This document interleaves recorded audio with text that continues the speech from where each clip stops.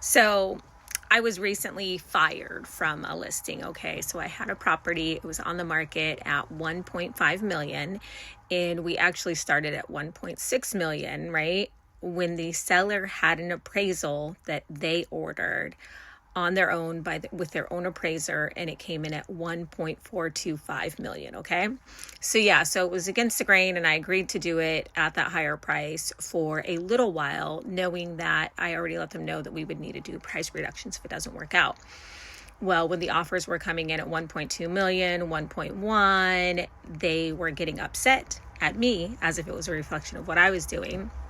And ultimately they decided to fire me, right? So, okay, great, fine. I totally get it. I don't want to work with somebody who doesn't want to work with me, one, and then is not listening to the advice and the market stats that I'm showing them, right? So lo and behold, they went with another agent.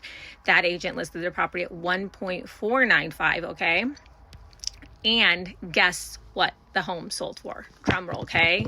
So I told them they should go on at the appraised value that they got, right? So 1.425 million, or just below that to kind of generate more interest. The home ended up selling at 1.35 million. So 75,000 below what they had the appraisal at.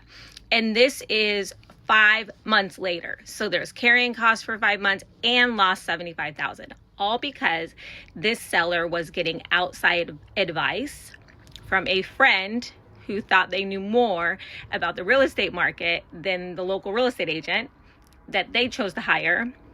And they wasted all that time. So lo and behold, it is validating for me knowing that I definitely gave the right advice.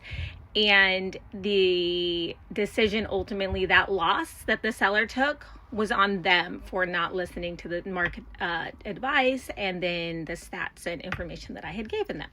So even though I was hurt and sad about it, I continued watching the property just so I could see, like, okay, was I off? Was I being too hard on them? And it's validating for me to see that it wasn't me.